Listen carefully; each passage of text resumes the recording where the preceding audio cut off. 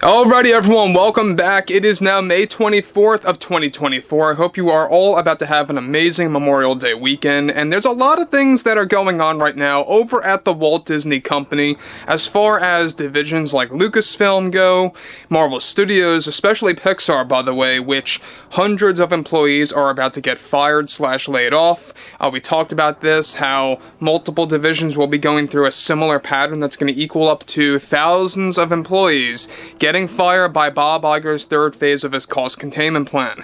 Now, focusing on Deadpool and Wolverine, there's been a lot of drama happening behind the scenes related to this film, from different, of course, cast members to the overall plot of the film, and a lot more, and how it involves actress Brie Larson.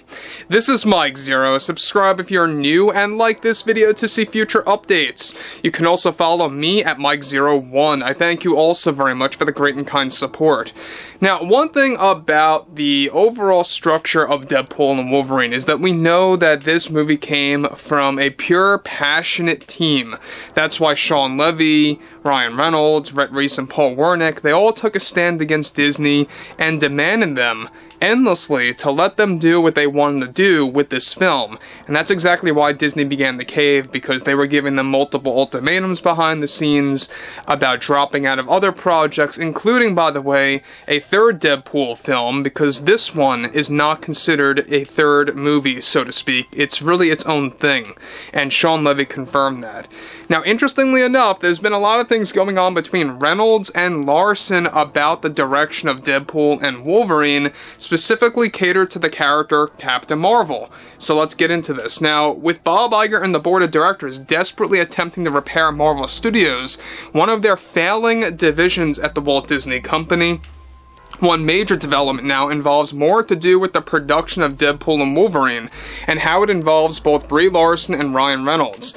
Now, one shocking turn of events now involves how Larson has been creating many arguments behind the scenes, both at Marvel Studios and the Walt Disney Company, about how unprofessional Ryan Reynolds and Shawn Levy were with her cameos getting cut from the film's third act. The situation recently got worse after Larson reportedly made it fully aware to Ryan Reynolds and other Deadpool creators that she is now going to be finding certain radio shows and podcasts that she gets offered to go on to discuss the entire drama related to the film, and already she is beginning to find a path for legal action against those like Ryan and Shawn for essentially hindering her career in the Marvel Universe, is how she sees it. It turns out the recent outrage from Brie Larson behind the scenes against Reynolds came from the fact that Reynolds and Levy recently finalized their plans to exclude Larson as Captain Marvel and her scenes from appearing in the official director's cut of the film as well, that is now actively in the works. But the scenario escalated even further on top of that, also after Ryan and crew made the call to exclude all BTS footage, that's behind the scenes footage by the way, and test footage of Brie Larson as Captain Marvel from the film. Now, one scene in particular that got axed was a scene featuring both Captain Marvel and the female version of Silver Surfer together, warning Deadpool and Wolverine about Galactus, one of the Fantastic Four villains that would get a massive name drop in the film. This was a scene that was reportedly shoehorned by Kevin Feige in a desperate move to promote Fantastic Four 2025, since Galactus will be one of the major players in that film. However, Ryan decided to cut Captain Marvel, not just due to the Marvels failing at the box office last year on a grand scale, but also due to the fact that he was in creative differences with Disney and Marvel, overturning Deadpool and Wolverine essentially into a massive advertisement for the 2025 Marvel movie slate that he didn't really agree with at all. Now, Brie Larson, however, blames Reynolds, alright, get this, already for slashing her career for the Marvel Universe. A similar claim that also came from She-Hulk actress Tatiana Maslany. Now, Larson is already actively gathering up a legal team, since she reportedly also was not paid the promised amount by Disney for the film with the cameos that were deleted, as legal movements are brewing from Larson against not just Reynolds, but also the Disney heads in a desperate attempt to get things back on track for her role in the MCU. Another scene that Larson officially lost was a sequence in which Captain Marvel tosses Wolverine around like a rag doll that involved cringeworthy dialogue that was forced by Kevin Feige onto the writers Rhett Reese and Paul Wernick. Even they were fed up with Kevin's push for scenes that would go out of their way to embarrass the Wolverine character by making him essentially powerless for no reason at all against a powerful female figure in the film. Now guys, let me just stop here before I really move on about what's going on here. Now, you can see how Kevin Feige really wanted to focus on making this more or less female-centric. Now, this is happening with the X-Men film, alright, where we've been talking about this for a while now. They want to make that pretty much all female-driven, all female-focused X-Men characters for the most part. And I think that's really kind of doing it a disservice, because then you're looking, you know, to only please a certain percentage of Marvel fans. You're driving away fans that may really be rooting for Cyclops or Beast or any of those types of characters to be at the forefront instead of to the wayside.